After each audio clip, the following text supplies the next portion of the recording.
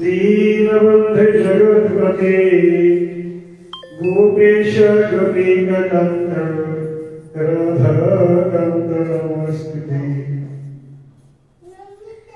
तत्र कंचन गौरंगी राधे वृंदावनेश्वरी वृषभानुसुते देवी प्रणमामि हरिप्रिये जय सनातन भक्त रघुनाथ श्री जीव गोपाल भक्त दास रघुनाथ यही चले प्रसाद करी चरण बंदर जहाँ कई देवी विघ्ननाश अभीष्ट श्री कृष्ण चैतन्य प्रभु नित्यानंद श्री अद्वैत गदाधर श्रीवासादि श्री गौरी भक्तवृंद हरे कृष्ण कृष्ण कृष्ण हरे हरे हरे राम राम राम हरे हरे निताय गौर प्रेमानंदे गौरी हरि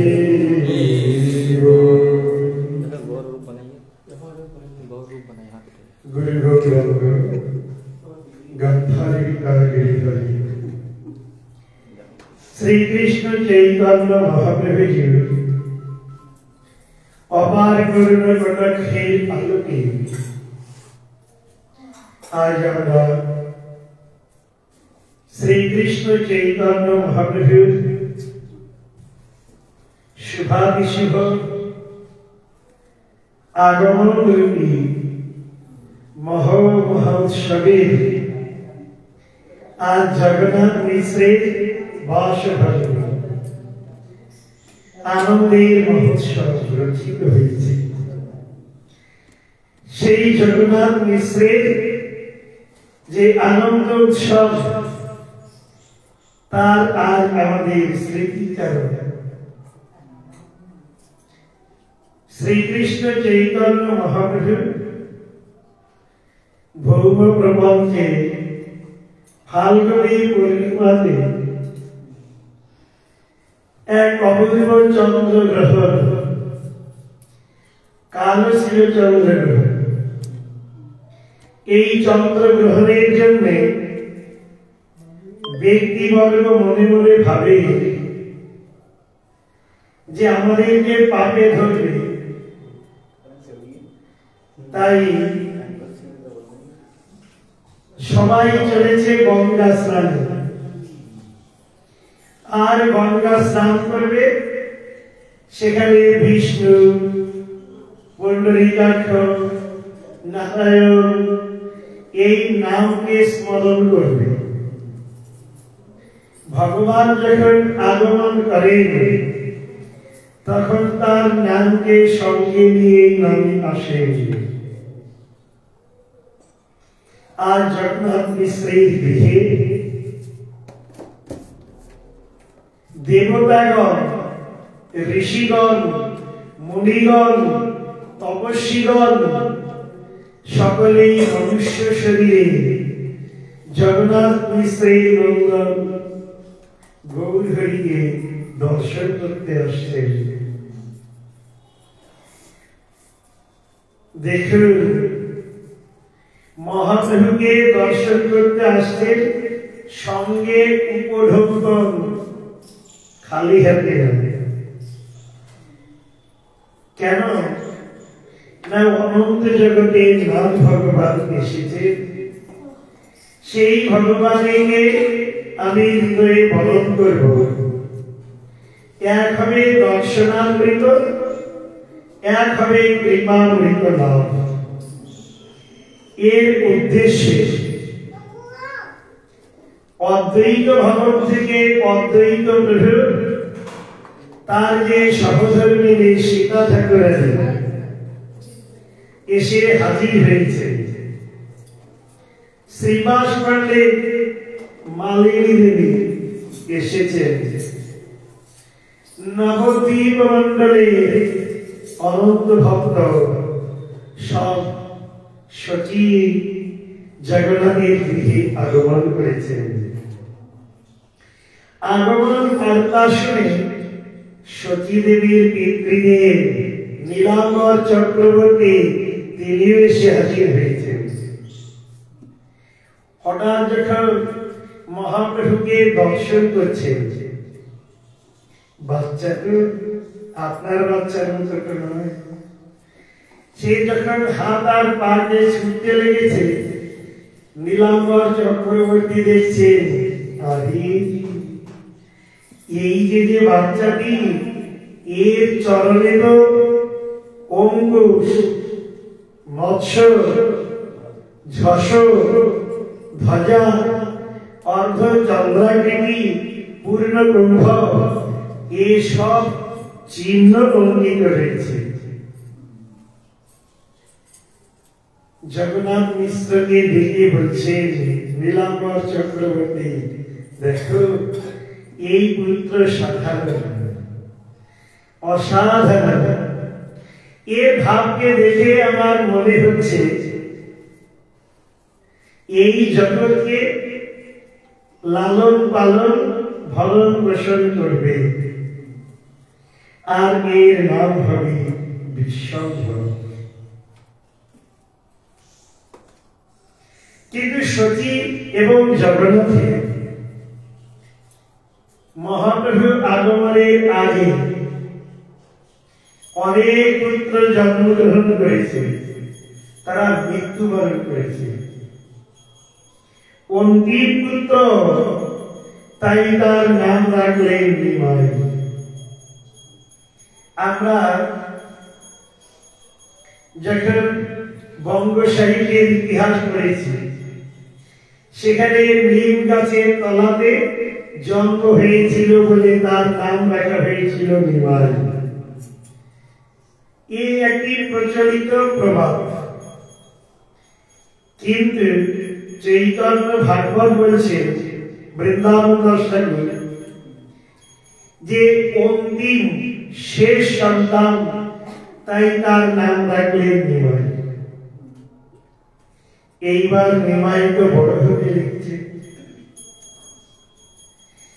কিন্তু আবির্ভূত হয়েছেন বলে জগন্নাথ মিশ্র, তিনি তো ব্রাহ্মণ, চিন্তা করলেন ভগবান কৃষ্ণ যখন গোকুলে আগমন করেছিলেন, তখন নন্দ মহারাজ গোদান, স্বর্ণদান, রৌপ্যদান, হিরে জহরত মণি মুক্তা সব দান দিয়েছিলেন।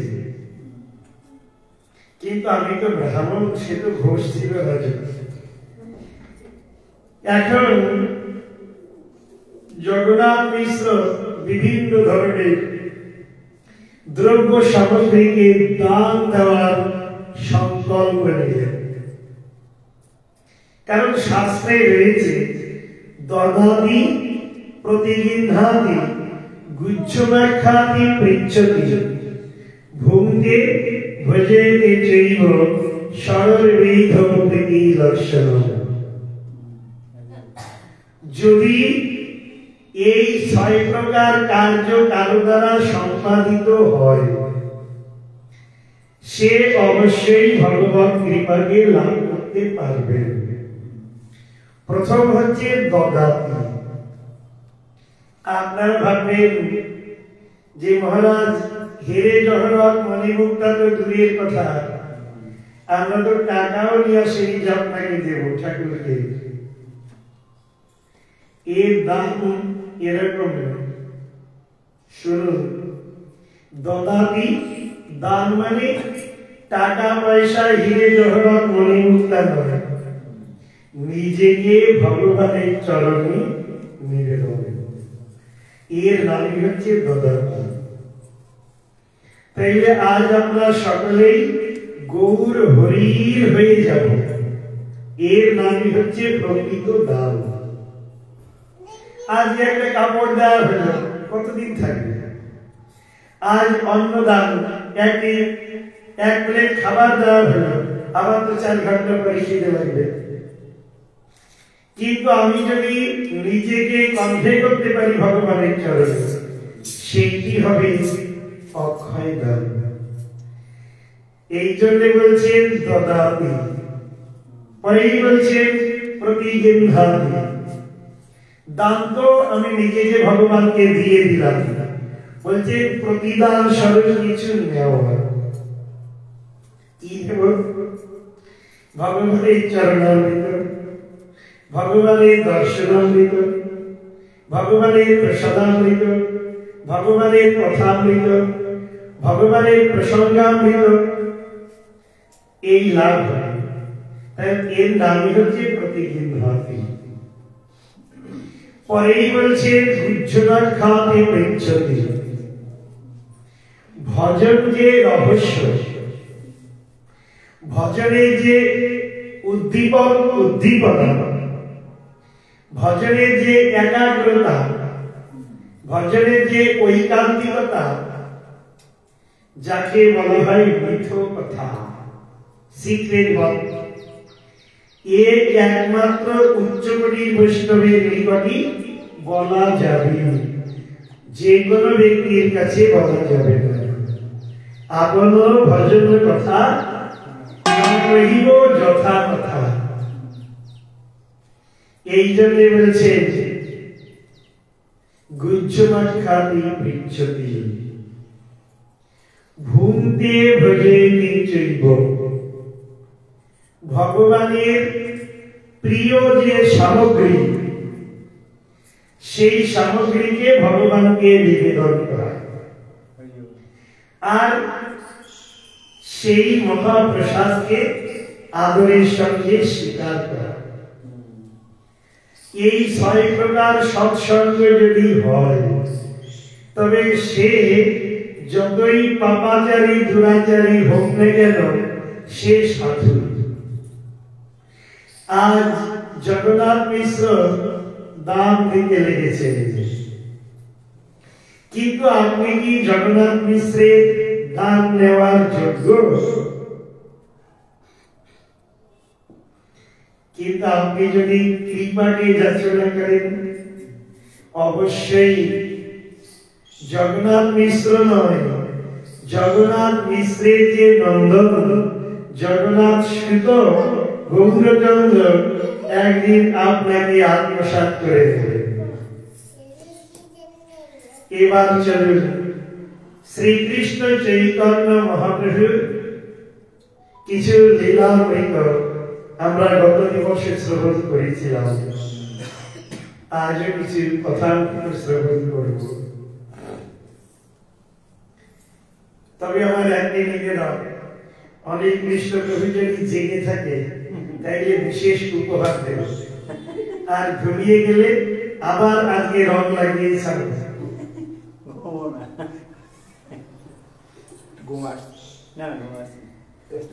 শ্রীকৃষ্ণ চৈতন্য মহাপ্রভু 2 কলত্র মানে শক্তি, এক লক্ষ্মী প্রিয়া দেবী, এক বিষ্ণু প্রিয়া দেবী। একজন ধনের ঐশ্বর্যের দেবী, আর একজন বিদ্যার অধিষ্ঠাত্রী দেবী। এই জন্য যারা গৌরহরির চরণে প্রপত্তি স্বীকার করে, তাদের ধনের অভাব নাই, তাদের বিদ্যার অভাব নাই। এর 2 সে ভক্তের করতলঘট হয়, হৃদঘট হয়। শ্রী চৈতন্য মহাপ্রভু কথাকে বলতে গিয়ে শ্রীল ভক্তিবিনোদ ঠাকুর বর্ণন করেছেন, গৃহীজন শিক্ষক ন্যাসিকুল নারায়ণ মাধব রাধা ভাব গুরু। কি করে প্রকৃতপক্ষে একজন গৃহস্থ তার ধর্মকে যাজন করবে, আর একজন সন্ন্যাসী বা কেমন করে যাজন করবে, এ মহাপ্রভু তার জীবদ্দশাতে লীলাতে জানিয়ে বুঝিয়ে দিয়েছেন। শ্রী চৈতন্য মহাপ্রভু তিনি গৃহস্থ আশ্রমকে স্বীকার করলেন। আপনারা সবাই স্বীকার করেছেন, কিন্তু মহাপ্রভুর ভক্ত আমরা মহাপ্রভুর কথা বলি, প্রণাম করি, গান গাই, কিন্তু মহাপ্রভু যে সন্ন্যাস নিয়েছেন আপনি কবে নেবেন? বলছেন আঠালুর মতো লেগিয়ে ফেলেছি, ছাড়ছে না। শ্রীকৃষ্ণ চৈতন্য মহাপ্রভু তিনি জগতে আগমন করেছেন, আগমন করে অপূর্ব অপূর্ব লীলাকে বিস্তার করেছেন, অনেক ঔদার্যপূর্ণ লীলাকে তিনি বিস্তার করেছেন। এবার মহাপ্রভু দেখলেন যারা তার্কিক, যারা নিন্দুক, যারা পাষণ্ডী, যারা সমালোচক, তাদের কি করে উদ্ধার হবে? আমি যদি জ্যোতি ধর্ম সন্ন্যাস ধর্মকে গ্রহণ করি তবে তারা তো আমাকে প্রণাম করবে, নত হলেই তো হয়ে গেল উদ্ধার, প্রণত হতে পারলেই তো দয়া হয়ে গেল। যে যত পণ্ডিত হয় তারে দয়া করতে হয়। এবার মহাপ্রভু হৃদয়ে হৃদয়ে ভাবলেন আমাকে এবার সন্ন্যাস গ্রহণ করতে হবে। সম্যক ন্যাস, সম্যক রূপে কায় মন বাক্যের ন্যস্ত হওয়া, এর নামই হচ্ছে সন্ন্যাস। কায় মানে দেহ, মন আর বাক্য, এই তিনটিকে দণ্ড প্রদান, তারই নামই হচ্ছে ত্রিদণ্ড। মহাপ্রভু হৃদয়ে হৃদয়ে অনুভব করলেন আমাকে এবার সন্ন্যাস ধর্মকে স্বীকার করতে হবে। কিন্তু লক্ষ্মী প্রিয়া দেবী তো গৃহে নয়। মহাপ্রভু যখন বঙ্গদেশে গেছিলেন, এখন যেটি ইস্ট বেঙ্গল, তখন মহাপ্রভুর বিরহরূপী সর্বাঘানে লক্ষ্মী প্রিয়া দেবী পরলোক গমন করেন। মাতৃদেবীর অনুরোধে বিষ্ণুপ্রিয়া দেবী করকে স্বীকার করেন। কিন্তু মহাপ্রভুর হৃদয়ের ইচ্ছা আমি যদি এই অনাথিনী মা সখী আর এই বিষ্ণুপ্রিয়া দেবী এই দুইকে দেখভাল করবার জন্য সংসারকে বহুমানন করি, তবে লক্ষ লক্ষ নয় কোটি কোটি মাতৃদেবী বঞ্চিত হবে। অতএব সকলের মঙ্গল আমাকে তো চাইতে হবে। এবার স্ত্রী সিদ্ধান্ত নিলেন আমি সন্ন্যাস ধর্মকে স্বীকার করব। কিন্তু মহাপ্রভু বিষ্ণুপ্রিয়া দেবীকে বলছেন হে বিষ্ণুপ্রিয়া, আমার হৃদয়ের ইচ্ছা জ্যোতি ধর্ম গ্রহণ। বিষ্ণুপ্রিয়া দেবী বলছেন প্রভু তুমি যদি মনে করো অনন্ত জগতে অনন্ত জীবের পরাগতি পরাশক্তি পরামুক্তি লাভ হবে তোমার সন্ন্যাস গ্রহণ করলে, তবে আদর প্রীতি করে আমি বলছি সেই বিচারটিকে তুমি শিরোধার্য করো। আমরা হলে কি বলতাম, বিবাহ করেছ ছেড়ে দিয়ে যাবে, এখনই কেষ্টকে দেবো, এই তো বলতাম। কিন্তু বিষ্ণুপ্রিয়া দেবী তথাস্তু করলেন। এবার বিষ্ণুপ্রিয়া দেবী তো তথাস্তু করেছে। মহাপ্রভু জিজ্ঞাসা করছেন বিষ্ণুপ্রিয়ে, আমার হৃদয়ের ইচ্ছা আমি তো তোমার মনোবাঞ্ছা পূরণ করতে অসমর্থ, তো তোমাকে কি প্রদান করলে তুমি খুশি হও? আমরা হলে কি বলতাম, ফুর্তিবাজ লোক হলে একটা গাড়ি কিনে দিয়ে যাও, বিভিন্ন জায়গায় বেড়াতে যাব, যদি সজ্জিত হওয়ার বাসনা থাকে তাহলে বলতো হাতের চুড়ি, পায়ের নূপুর, গলার চেন দাও। যে লোকটা পেটু সে বলতো 10 বিঘা জায়গা কিনে দিয়ে যাও, চাষবাস করে খাবো। যে লোক আরাম প্রিয় সে বলতো 4 তলা বাড়ি বাড়ি দিয়ে যাও। বিষ্ণু প্রিয়া তিনি বলছেন, প্রভু তুমি যখন চলেই যাবে তাহলে তোমার এই যে চরণ পাদুকা, এই চরণ পাদুকাটি আমাকে দিয়ে যাও। তুমি আর তোমার ব্যবহৃত যে চরণ পাদুকা, এই দুইকে আমি অভিন্ন রূপে জানি। মায়েদের উদ্দেশ্যে বলছি, পতির যে জুতো পাদুকা কখনো পা ধুবে না। অনেকে ঝাড়ু দেওয়ার সময় পা দিয়ে সরিয়ে ঝাড়ু দেয়, ঘোরতর অন্যায়, মহাপরাধ হবে। বিষ্ণুপ্রিয়া দেবীকে দিয়ে মহাপ্রভু শিক্ষা দিলেন। অনেকের বাড়িতে দেখেছি চপ্পল রয়েছে, হাত দিলে আমার হাত ধুতে হবে। আরে পতি হোক না তো গালে দি পতিকে একটু পা দিয়ে সরিয়ে নিয়ে ঝাড়ু দিয়ে দিল, একদম নিষিদ্ধ। বিষ্ণুপ্রিয়া দেবী চাইলেন চরণ পাদুকা। অদ্যাবধি নবদ্বীপে বিষ্ণুপ্রিয়া মন্দিরে মহাপ্রভুর সেই যে খড়ম চরণ পাদুকা অদ্যাবধি বিদ্যমান।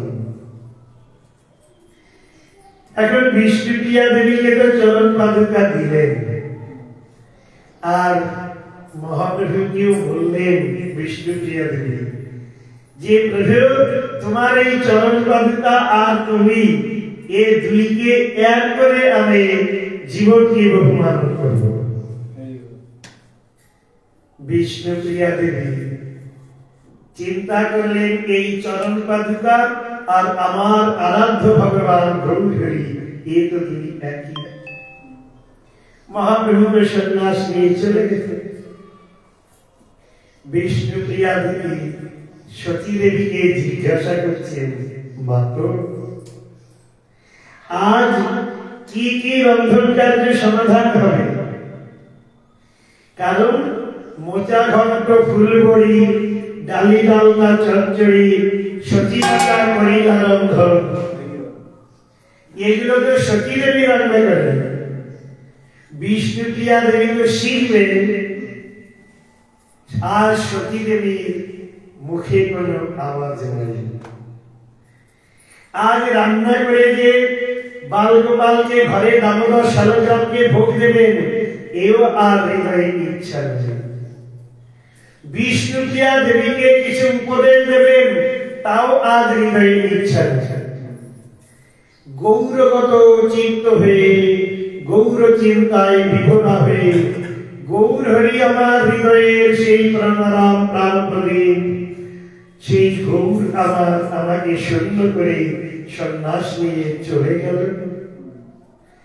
এই গৌর বিরহে দুঃখিনী হয়ে সতী দেবী নির্বাক, কোন কথা বলছে।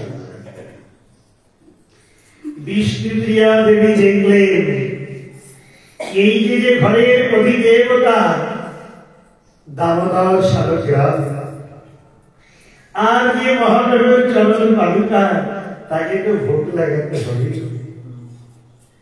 বিষ্ণুপ্রিয়া দেবী প্রত্যুষ লগ্নে শয্যা ত্যাগ করত, স্নানাদি সমাধান করে এবার গন্ডল চাল নিয়ে বসেছে।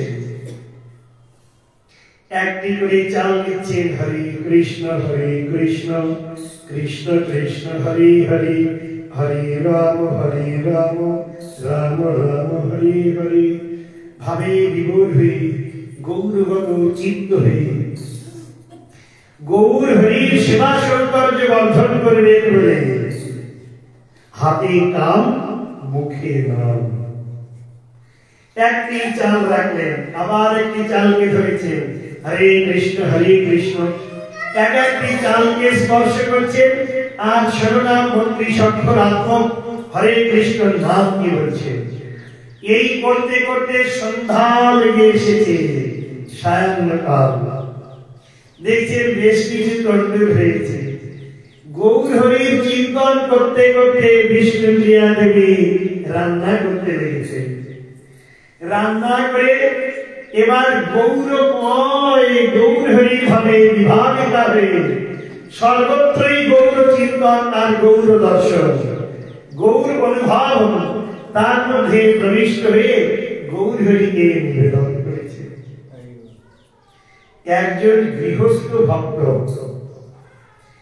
তিনি এই ভাবটিকে নিয়ে নিরন্তর গৌরগত চিত্ত হয়ে গৌর হরির নামকে স্মরণ করতে করতে চারিদিক গৌর কৃপাকে দর্শন করতে করতে তিনি যদি সত্যি ভগবানকে নিবেদন করেন, তবে ভগবান সেই ভক্তের উপরিত কষ্টকে স্বীকার করে থাকেন। মহাপ্রভু এবার সন্ন্যাস নিয়ে তো গেছেন চলে, কিন্তু সন্ন্যাসের আগে শ্রী চৈতন্য মহাপ্রভু অবস্থান করছেন কোথায়? শ্রীধাম মায়াপুর। মহাপ্রভুর মাতৃদেবী একদিন মহাপ্রভুকে বলেছেন, তোমার পিতৃদেব সে তো পরলোক গমন করেছে, তোমার যে জ্যেষ্ঠ ভ্রাতা বিশ্বরূপ সেও সন্ন্যাস নিয়ে চলে গেছে, কিন্তু আমার মনে তো অনেক দুঃখ। মহাপ্রভু বলছেন, মাতৃ হে মাতো, তুমি চিন্তা করো না, এই কুলের প্রদীপ জ্বালানোর জন্য আমি আছি। মাতৃদেবী সন্তুষ্ট হয়ে একটি সোনার বালা দিয়েছেন। নিমাই তাহলে একটি কাজ করে, বামনপুকুরের বাজার থেকে বিভিন্ন ধরনের দ্রব্যকে সংগ্রহ করে নিয়ে এসো। মহাপ্রভু দেখলেন আমি তো যাত্রার বাড়ি যাই না, আর যাত্রার হাতে খাই না। যে কোন লোকের বাড়িতে মহাপ্রভু যান না, আর মহাপ্রভু যে কোন লোকের হস্তপাচিত দ্রব্যকেও গ্রহণ করেন না। যতক্ষণ না পর্যন্ত মহাপ্রভুকে চিন্ত হবে, ততক্ষণ পর্যন্ত তিনি কিন্তু স্বীকার করবেন না। এবার মহাপ্রভু হাজির হয়েছে কোথায়? এক উত্তম ভক্ত, নাম তার শ্রীধর। শ্রীধর থোড় গলা মোচা নিয়ে বসেছে। আপনাদের দেশে পাওয়া যায়, এখানে কোথায় থোড় গলা মোচা পাবে? আর মহাপ্রভু দিয়ে একবার থোড় গলা মোচাকে নিয়ে ব্যাগের মধ্যে ঢুকাতে লেগেছে। শ্রীধর ভাবছেন প্রায় আসে আর নিয়ে পালিয়ে যায়, পয়সা দেয় না। আজকেও বোধহয় দেখছি আবার পয়সা দেবে কি দেবে না কি জানি। আবার ভাবছে বলবো কি বলবো না। আবার শ্রীধর ভাবছেন ব্রাহ্মণের ছেলে তো, যদি কিছু আবার বলে যায় অভিশাপ লাগবে, থাক। আবার মনে মনে ভাবছে আগের জন্মে বোধহয় ঋণ করা ছিল, এবার জন্মে যাক পাপ খণ্ডন হোক।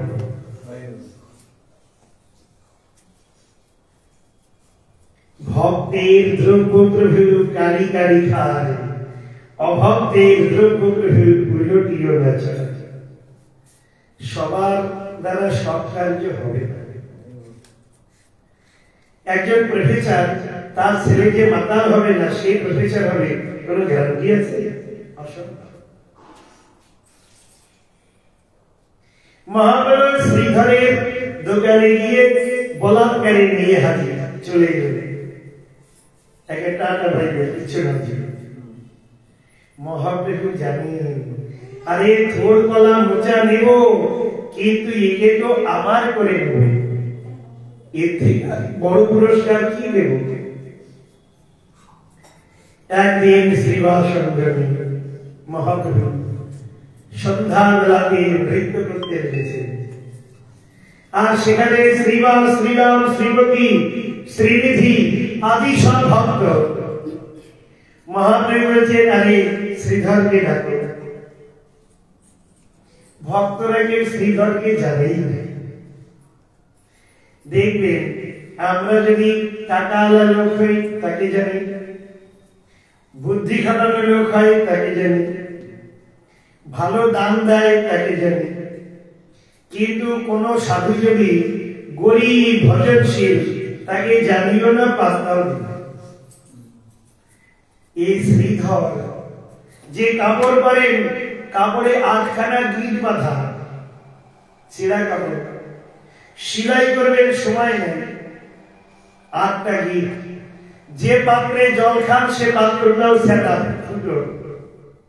যে ঘরে বাস করেন তাদের দিনের বেলায় সূর্যের আলো, রাত্রিতে চন্দ্রের আলো, মানে ফুটো ফাটা চাল। এই আর ওই থোড়তলা মোচা বিক্রি করে যে অর্থ রোজগার করেন তার অর্ধেক অর্থ সকালবেলাতে বিক্রি করে চলে যান গঙ্গার কূলে। দেবী সুরেশ্বরী ভগবতী গঙ্গে, ত্রিভুবন তারিণী তরুণ তরঙ্গে, শঙ্কর মৌলি নিবাসিনী জীবনে, মমমতি রাস্তার কত কত কবলে। গঙ্গা পুজো করে। আর যে অর্ধেক, তার যে সিঁড়ি অংশ দরিদ্র ব্রাহ্মণ বৈষ্ণব সেবা করে, আর যে সিঁড়ি তাই দিয়ে সবকিছু চাল ডাল তেল লবণ আদা লঙ্কা হলুদ কিনে এনে ওই রন্ধন করে মহাপ্রভুকে ভোগ নিবেদন করে প্রসাদ পান। আর সন্ধ্যাবেলা এদিকে শ্রীবাসন করে মহাপ্রভু বলছেন, যাও যাও যাও শ্রীধরকে নিয়ে এসো। আর শ্রীধর বামনপুকুরের বাজার থেকে কর্ণকুটিরে গিয়ে হাজির হয়ে গৌর চিন্তন করতে করতে উত্তণ্ড নৃত্য করতে লেগেছে। পাশের বাড়ির লোকরা ভাবছে, আজ এই ভিখারিটার পেটে ভাত নাই, খিদের জ্বালাতে বোধহয় চিৎকার করছে আর নাচছে। শ্রীধর গৌর ভাবে বিভাবিত হয়ে গৌর চিন্তন করতে করতে গৌর প্রেমের দিশেহারা হয়ে নৃত্য করছে। আর পাশের লোকটা ভাবছে বোধহয় পেটের জ্বালায় খিদের জ্বালায় বোধহয় এইরকম চিৎকার করছে, নাচছে। ভক্তরা এসে বলছেন, শ্রীধর তোমাকে মহাপ্রভু ডেকেছেন, চলো। শ্রীধর বলছে, আমার মধ্যে এইরকম পাপাত্মা দুরাত্মা হেও আমার প্রিয়মান ব্যক্তি মহাপ্রভুর নিকট গমন করবে, এই কখনো হয়?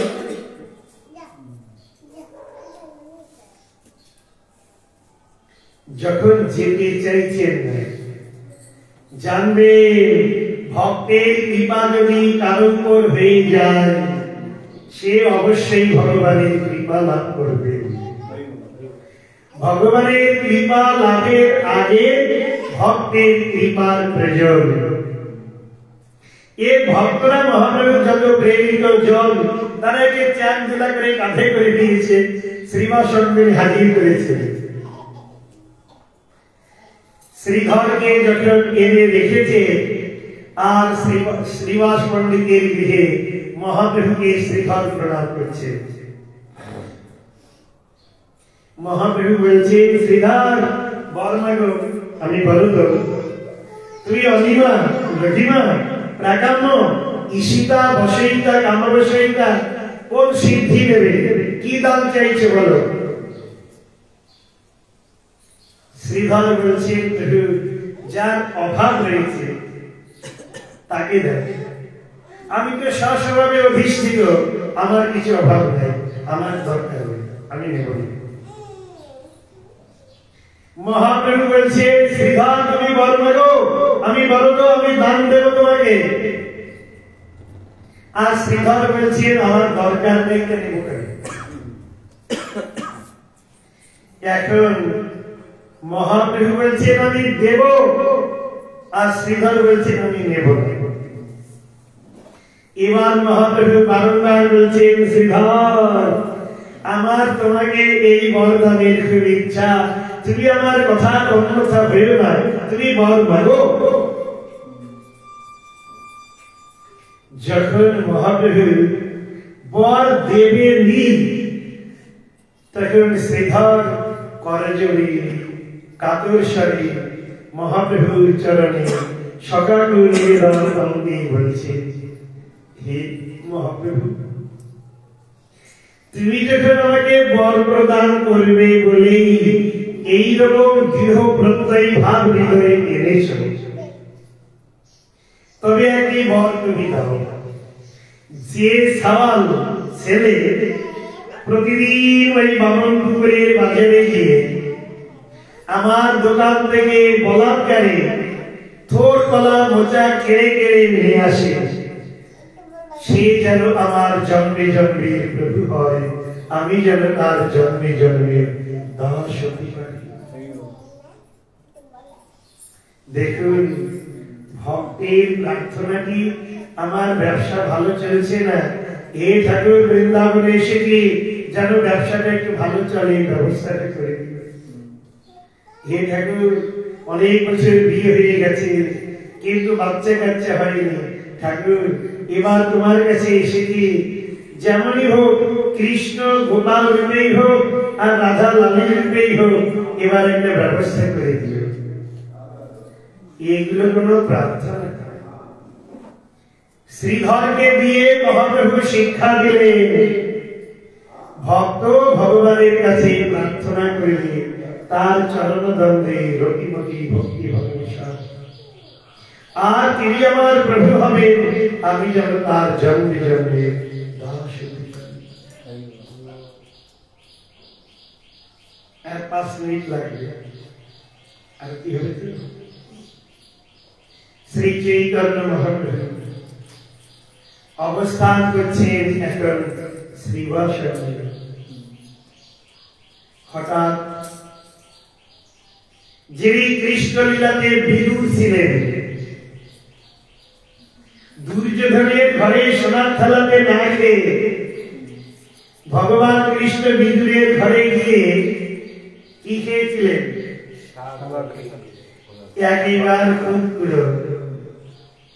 দেখুন, আজ ওই বিদুর শুক্লাম্বর ব্রহ্মচারী রূপে এসেছিলেন। শুক্লাম্বর ব্রহ্মচারী, তিনি ভিক্ষাবৃত্তি অবলম্বনকারী।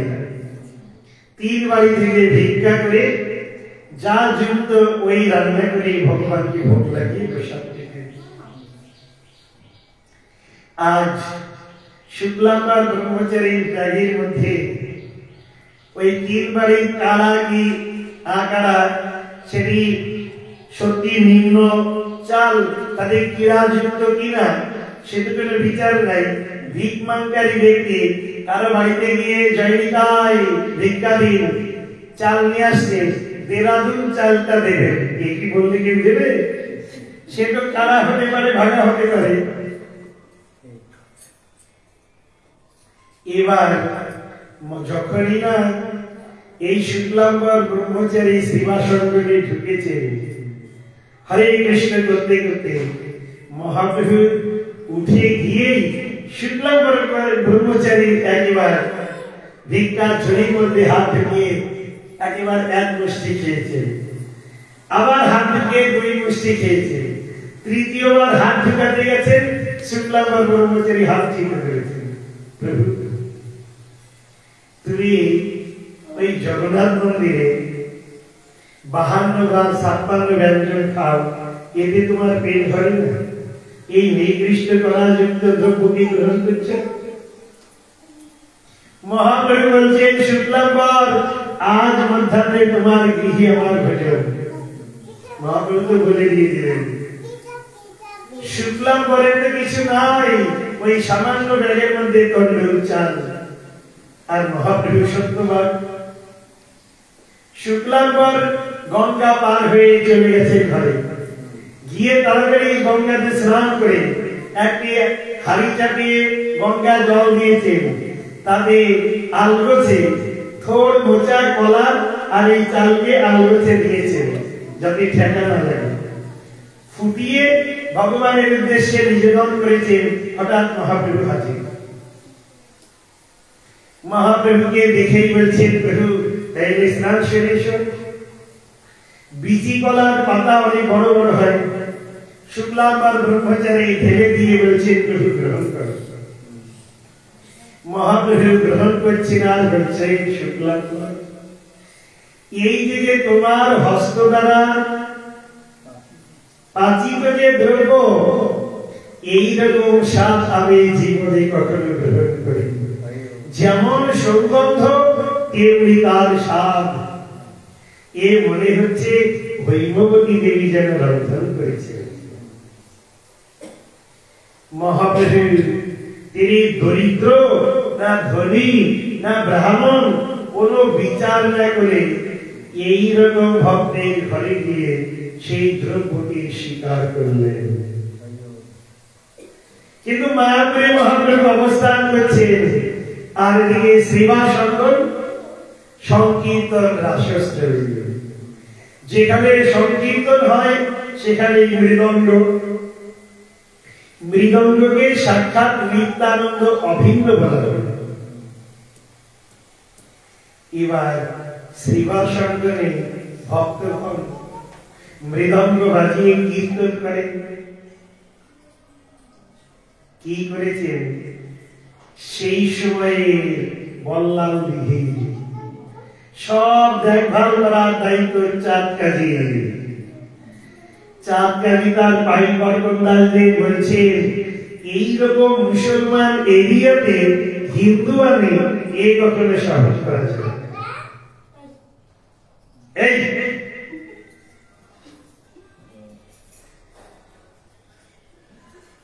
চাঁদ কাজী পাইক বরকন্দাজ গিয়ে শ্রীবাসঙ্করে জানিয়ে এলো, দেখো যদি এরপরে আর হরি কীর্তন হয় আর এই মৃদঙ্গের আওয়াজ ওঠে, তবে শ্রীবাস তোমার এই গৃহটাকে জেলে দেব আর তোমাদেরকে ধরে নিয়ে শরীর সমাধি ঘটাবো, অর্থাৎ গঙ্গাতে একেবারে মারবো, জলে ডুবিয়ে। মহাপ্রভু বলছেন, শ্রী নন্দী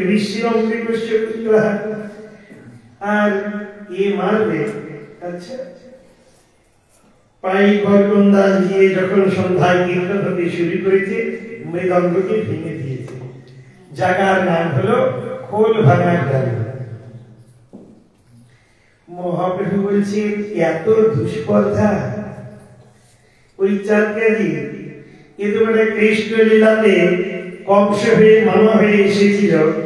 শিশুপাল, দন্তবক্র, চাঁদর গোষ্ঠী এদেরকে তো আমি ছাড়ি নাই, আর এই এখন চাঁদ কাজীকে ছাড়বো, কিন্তু প্রাণে মারবো না, হৃদয় থেকে সদস্য করবো। আজ আমরা মহাপ্রভুর চরণে প্রথমটি স্বীকার করবো আমাদের হৃদয়ের সদস্য। মহাপ্রভু ভক্তদেরকে হাজির করেছেন আর মূল সামনে দিয়েছেন গদাধর পণ্ডিতকে, কারণ গদাধরের সঙ্গে এই চাঁদ কাজীর খুব বন্ধুত্ব ছিল। দেখবেন কারোর সঙ্গে যার বন্ধুত্ব থাকলে যদি আপনি বিপদে পড়েন, আপনি গেলে যেটা হবে না, বন্ধুকে সামনে নিয়ে গেলে যার জন্য হাসি হবে। মহাপ্রভুর ভক্তদেরকে নিয়ে গেছেন, সবাই উদ্দণ্ড হরিনাম করতে লেগেছেন। মুসলমানদের দুটি বিচার, এক হচ্ছে পুষ্করিণী খনন, মুসলমানরা হলেই জায়গা কিনবে, পুকুর কাটবে, আর হচ্ছে কলা চাষ করবে। তোমার এরিয়াতে ভালো করে খুঁজে দেখো, মুসলমান লোক হলে কলা বাগান করবে, এই ওদের হৃদয়ের একটি চাষের ইচ্ছা। কারণ ওরা তো কদলী বৃক্ষকে লক্ষ্মী রূপে জানে না, ওরা তৈরি করে আর আমরা কিনে ভগবানের ভোগ লাগাই, আর ওদের ভোগ লাগাই। চারিদিকে কলার গাছের বাগান, সবাই গিয়ে ভক্তরা এক একটা কলা গাছকে তুলছে, জয় গৌরী বলে ডাল মারছে। ঠিক ভাটুরি গাছ, একটা প্রচুর ডালকে যেমন বাচ্চারা উপরে গেলে একের ভক্তরা জয় গৌরী বলছে আর কলা গাছকে তুলে তুলে ফেলছে। কলা গাছকে কোনোদিন টেনে তোলা যায় না, ও এমন ভাবে শিকড়, কিন্তু গৌরী হরি এমনই দয়া। চাঁদ কাজী দোতলা থেকে দেখছি, ওরে বাবা, এই এত এত ভক্ত আর একই চারিদিক, কারণ লোকবল জনবল একই মস্ত বড় বল। চাঁদ কাজী এখন কাঁদতে লেগেছে, থরকম্পমান। মহাপ্রভু দেখলেন এই চাঁদ কাজীর এবার লেজে গোবরে, কিন্তু উদ্ধার করতে হবে। মহাদেব বলছে, আরে গদাধর যাও ওই দাদাটাকে একবার হরিবল বলে এসো। একবার হরি বলে যত পাপ হরে, পাতকের শান্তি নাহি তত পাপ করে। আর গৌর হরি হরিবল বলাবেন বলেই তো এসেছে। সকলের পাপকে তাপকে অবিদ্যাকে সব তিনি হরণ করে নেবেন। গদাধর গিয়ে বলছেন, চাঁদকাজি দেখেছো তো কি স্থিতি? বলছে দেখছি তো, ভীত সন্ত্রস্ত আমি, কি করা যায় বলো তো? বলছে দেখো তোমাকে বন্ধুসুলভ কথা বলছি, তুমি একবার হরি বল বলো, একবার উচ্চেশ্বরে হরি বল। হরি বল যদি একবার শুনতে পায় মহাপ্রভু, তাইলে তোমার সব পাপ খণ্ড। চাঁদকাজি দেখছে দাঁড়িয়ে এসেছি, মুসলমান হয়ে জন্মেছি, মাথায় টুপি করেছি, আউযুবিল্লাহি মিনাশ শাইতানির ওয়াহিম করি, আমি যদি এখন হরি বল বলি এ তো বড় বিপদ হবে ভাই। তাহলে আমার অনুগত যত জন তাদের কি দুর্গতি হবে? বারবার করে গদাধর বলছে, আরে একবার হরি বল বলো, নইলে দেখেছো তো বিপদ আরো শতগুণ বেড়ে উঠবে। চাঁদকাজি ভীত সন্ত্রস্ত হয়ে যাবে। দেখবেন অনেকে খুব তেজ, এই ভগবান নিরাকার, কত কিছু মানি না। এরপর যখন রোগাক্রান্ত হয়, ডাক্তার বলছে দেখো বাঁচতেও পারে না, বোধহয় শেষের পথে, তখন ও দেখছে মরেই যাবো, হে মা কালী একটু দেখো। আর কেউ বলে হে কৃষ্ণ একটু দেখো। কেন? যখন দেখছে মৃত্যুবরণই করবো, তাহলে শেষে একটু ভগবানকে দেখেই মরি। চাঁদকাজি এবার কি করেছেন দেখো, বলছেন গদাধর আজ আমার হরিবল বলতে ইচ্ছা করছে না, কাল হরিবল বলবো। গদাধর পণ্ডিত বলছেন,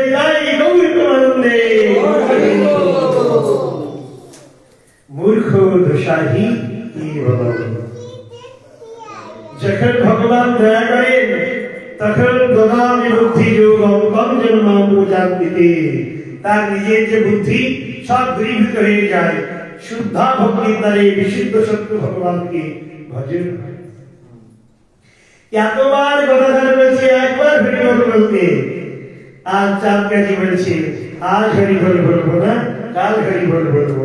গদাধর বলছে মহামঙ্গল, একবার বলতে বলেছিলাম না, 2 বার বলে দিয়েছি। এই জন্যে আমরা যদি সত্যি সত্যি শ্রীহরির চরণে পতিত হই, শ্রীহরিকে ডাকি, শ্রীহরির সেবা করি, আর কিছু বলতে পারি না পারি, হরিবল যদি বলতে পারি, তবে গৌর হরি অবশ্যই আমাদের উপর কৃপা প্রসন্ন হয়ে তার চরণ দণ্ড প্রদান করে আমাদের জীবনকে ধন্য করে দেবে। বলো নিতাই গৌর প্রেমানন্দে, গৌর হরি বল, জয় গৌর জয় নিতাই। বাঞ্ছা কল্পতরু ভাষা কৃপা সিদ্ধি কোই বচা, পতিতানাং পাবনেভ্যো বৈষ্ণবেভ্যো নমো নমঃ। হরে কৃষ্ণ কৃষ্ণ কৃষ্ণ হরে হরে, হরে রাম রাম রাম হরে হরে। জয় গৌর জয় নিতাই, জয় গৌর জয় নিতাই, জয় গৌর।